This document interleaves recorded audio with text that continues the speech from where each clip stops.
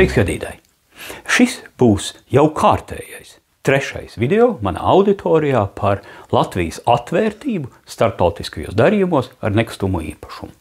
Būsiet jau pamanījuši, ka diezgan daudz video manā auditorijā ir par ārvalstniekiem, par ārvalstnieku zemes īpašumu tiesībām, par ārvalstnieku ietekmi nekustamā īpašuma tirgū. Un no 2018. gada es nosaku ar ekspertu palīdzību, katru gadu nosaku tā saucamo Latvijas atvērtības starptautiskajos darījumos ar nekustamo īpašumu indeksu. Un, kā jau teicu, jau vairākos video esmu jūs informējis, izstāstījis, kādi ir kritēriji, pēc kuriem es novērtēju šo te atvērtību. Citiem vārdiem sakot, tas ir atbilde uz jautājumu, cik Latvija ir atvērta ārvalstniekiem darījumos ar nekustamo īpašumu. Kāda ir tā saucamā institucionālā vide? Skaidrs, ka ārvalstnieku darījums ietekmē dažādi iekšēji ārējie faktori. Jau daudz ārējie faktori, tīpaši pēdējā laikā. Es teiktu, ka pēdējos dažus gadus mēs dzīvojam diezgan vētrainā nekustamā īpašuma tirgus laikā, kad ir Covid vīrus, atceraties, 20. gadā ļoti strauji ietekmēja ne tikai Latvijā, bet visā pasaulē nekustamā īpašuma tirgus, jo īpaši strauji noreaģēja netiešie darījumi, tā saucamie, ko var skatīties tā saucamajos reit tirgos.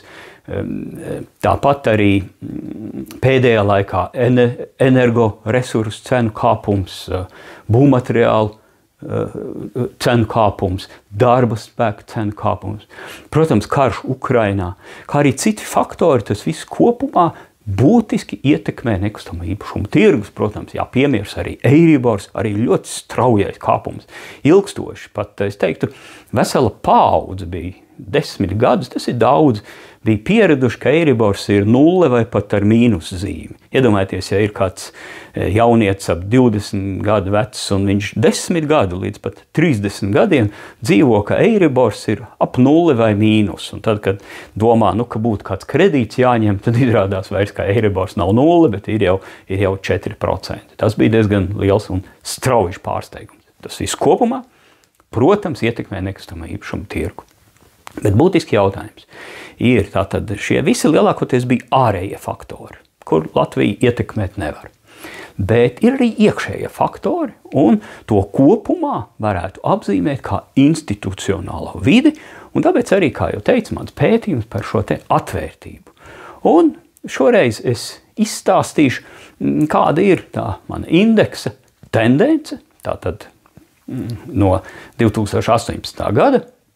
Es jau šajos video esmu izstāstījis visus kritērijus, varbūt to es neatkārtošos, un tomēr izstāstīšu būtiskāko par šo indeksu vai atvērtību. Un tātad, lūk, jūs varat redzēt, kāda izskatās man šī te indeksa aprēķins, tātad, ko es katru gadu, piesaistot nekustamo īpašumu eksperts no dažādām profesijām, advokātus, notārus, ekonomistus, pašvaldību darbiniekus, zemesgrāmatu darbiniekus un tam līdzīgi. Kopumā 12 profesiju pārstāvi. Visi, kas ir iesaistīti darījumos ar nekustamo īpašumu. Tad, lūk, šogad piedalījās vairāk nekā 60 eksperti. Paldies jums visiem par to, ka jūs sniedzāt savas atbildes. Un lūk, kādi ir rezultāti. Jāsaka uzreiz, ka jau kārtējo gadu indeks ir ar lejupējošu tendenci. Kopumā nozarei ir ļoti kritisks viedoklis pār tā saucamo institucionālo vidi attiecībā pret ārvalstniekiem. Es teiktu, ārvalstnieki visā visumā ir nevēlami Latvijas nekustamo īpašumu tirgu. Tāds varētu būt secinājums. Lai gan tas ir krasā pretrunā ar Latvijas kā Eiropas Savienības dalību valsti, kur viens no Eiropas Savienības pamat elementiem ir brīva kapitāla aprite. Pie brīvas kapitāla aprites ir pieskaitāmi arī darījumi ar nekustamo īpašumu. Protams, par to nav nekādu šaubu. Tad lūk, par vairākiem kritērijiem. Pirmais, tā saucamā caurskatāmība, nekustamo īpašuma, nozares un darījumu caurskatāmība. Tur ir viens ļoti būtisks kritērijs drošas nekustamā īpašuma tiesības. Kā arī citi, protams, nelielas izmaiņas, ļoti nelielas lejupējošas izmaiņas, tomēr izmaiņas, jāsaka, ir nelielas. Par šīm te īpašumtiesību drošību jāsaka, ka es domāju, ka vēl ar vien tā ir atbilde uz to, ka Latvijā nav aizsargāts labticīgā ieguvēja institūts. Gluži pretēji. Tā tad neliela lejupējoša tendence. Tad ierobežojumi. Tas ir ļoti būtisks jautājums. Parasti, kad runā par ārvalstnieku lomu nekustamā īpašuma tirgu, tad ļoti bieži uzskata, ka viens no galvenajiem ir ierobežojumi. Jā, protams. Bet tas ir viens no elementiem. Kā piemēram, jūs noteikti zināt, ka Justins Trudeau, Kanādas premjerministrs, kad veidoja savu vēlēšanu kampaņu, tad viņš izvirzīja kā saukli, ka viņš aizslēgs durvis ārvalstniekiem pilsētu dzīvokļamā fonda nekustamā īpašuma tirgu. Tas arī notika. Un daudz kritiski to vērtēja, sakot, ka nekādi rezultāti netiks sasniegti, bet tagad jau ir laiks, un mēs varam paskatīties, kādas ir cenu izmaiņas nekustamā īpašuma tirgu Kanādā. Un mēs redzam, ka man jāatzīst, ka Justins Trudeau savu mērķi ir sasniedzis, ir cenu pazemināšanās, jo tas jau bija viens no mērķiem – paaugstināt mājokļu pieejamību un pazemināt nekustamā īpašuma cenu, samazinot ārvalstnieku šo te ārējo pieprasījumu nekustamā īpašuma tirgu.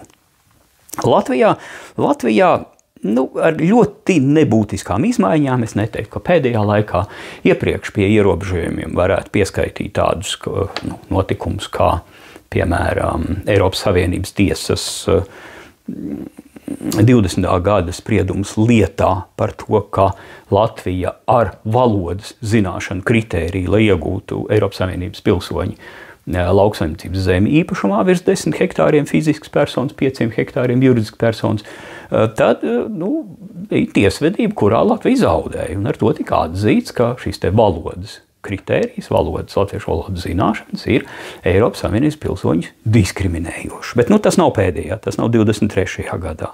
Tā kā ierobežojumi būtiskas izmaiņas nav, laiks nedaudz lejupējoša tendence. Es gan neteiktu, ka pēdējā laikā būtu kādas izmaiņas. Es domāju, ka tā ir nemainīga vēlme, lai ātrāk. Jo Latvijā visumā darījuma gaita ir ātra, diezgan gan pirms reģistrācijas posms. Nevajadzētu tādā pasaules kontekstā ļoti sūdzēties, nevajadzētu. Tomēr es domāju, ka visi eksperti, ne visi, bet liela daļa atbild, sakot, vajadzētu vēl ātrāk. Nākošais kritērijs izmaksas. Izmaksas 23. gadā būtiskas izmaiņas nav bijušas, nedaudz lejupējoša tendence. Es pieļauju, grūti pateikt, atkal jau varētu būt, ka tā ir vēlme, lai būtu lētāk. Izmaiņas bija tad, kad tika samazināta valsts nodeva fiziskām personām 21. gadā. Tad gan tās bija izmaiņas no 2% uz 1,5%, bet 23. gadā nekādas izmaiņas būtiskas nav bijušas. Tad nākošie administratīvais sloks ir nedaudz lejupējoša tendence. Tas man nedaudz pārsteidz, jo nevarētu teikt, ka Latvijā darījumos ar nekustamo īpašumu būtu ļoti liels administratīvais sloks. Un 23. gadā, kas notika? 23. gadā vairs nav Latvijā pašvaldību pirmpirkuma tiesības. Tas, kas pašvaldību likumā, vispārīgā kārtībā, vēl 3 normatīvos aktos ir palikuši pašvaldību pirmpirkuma tiesības, bet tomēr vairums gadījumos vairāk pašvaldību pirmpirkuma tiesību Latvijā nav. Tad nākošie 2 kritēriji jau ilgstoši ļoti kritiski nozares pārstāvi vērtē Latvijas politika, kas attiecās uz investīciju veicināšanu un uz investīciju aizsardzību. Ziniet, politiķi, dārgie, ir vērts par to padomāt, jo kāpēc nozares pārstāvi tik ļoti kritiski, tik ļoti zemu un arī 23. gadā ar lejupējošu tendenci vērtē šo valsts politiku. Ja valsts politika ir ārvalstnieks no nekustamā īpašuma tirgus izslēgt, tad tas ir labi. Nākošais kritērijs - profesionalitāte. Tātad, kā jau teicu, tiek vērtēti 12 nozars profesiju pārstāvi bez izmaiņām. Varētu teikt, bez izmaiņām, nemainīgi pirmajā vietā ir notāri, visaugstāk tiek vērtēti, samērā augstu arī tiek vērtēti nekustamo īpašumu attīstītāji, bet kopumā 23. gads bez būtiskām izmaiņām. Tehnoloģija attīstība nedaudz ar augšupējošu tendenci. Es biju gaidījis, ka būs vēl lielāku tendenci uz augšu, tomēr ļoti nebūtiski. Es teiktu, ka tehnoloģijas attīstās gan strauji. Ja man to jautātu, es, protams, pats nepiedalos aptaujā, bet ja kāds man jautātu, es būtu, man liekas, kādu punktu vairāk devis. Jo tehnoloģijas ir tīpaši ar attālinātajiem darījumiem. Jūs taču zināt, ka, ja kāds nezina, tad atgādināšu, ka ļoti viegli var Latvijā, piemēram, pārdot nekustamo īpašumu, sēžot tepat kabinetā pie galda un ar notāru visas konsultācijas. Es pat neatceros, man žēl mazliet, es vairs neatceros, kad es būtu pie notāra klātienē bijis. Un arī citas tehnoloģijas, domāju, ka progresē diezgan strauji. Un tomēr kritiski. Es domāju, atkal tāpēc, ka varētu vēl labāk. Laikam tāpēc ir tik nelielas izmaiņas. Un visbeidzot, pēdējais kritērijs - kredītiestāžu veicinoša politika attiecībā pret ārvalstniekiem, ārvalstnieku darījumiem. Lejupējoša tendence. Vēl ar vienu nozare ir ļoti skeptiska attiecībā pret banku darbību. Banku darbību, protams, nosaka valsts politika kopumā. Un vēl ar vienu ir pat grūti atvērt kontus, un šī izpēte ir ļoti laba. Viss, protams, ir ļoti nepieciešams, bet tas, cik Latvija bija liberāla un brīva nekustamo īpašumu tirgū pirms gadiem 10, un cik šobrīd ir ļoti, ļoti, ļoti ierobežojoša. Es domāju, it īpaši attiecībā uz ārvalstnieku darījumiem. Ja valsts politika, atkal jau saku, ja valsts politika ir no nekustamā īpašuma tirgus izslēgt ārvalstniekus, tad jā. Tad jāsaka, ka tas, ka mans indeks ir ar lejupējošu tendenci, tas ir ļoti labi. Ja tas tā nav, ja tomēr mēs aicinām un sakam ārvalstniekus, lūdzu, piedalieties nekustamā īpašuma tirgu, tad tomēr būtu jāpadomā. Kā uzlabot šo te Latvijas institucionālo vidi, lai veicinātu ārvalstnieku darījumus ar nekustamo īpašumu tirgu Latvijā. Ar to arī noslēdzu šo video, aicinu to noskatīties, jo īpaši valsts institūciju pārstāvjiem un padomāt, kāda tad īsti ir Latvijas politika, ārvalstniekus nekustamo īpašumu tirgu aicinoša vai atraidoša. Paldies, ka skatījāties šo video. Vislabāk! Tiekamies!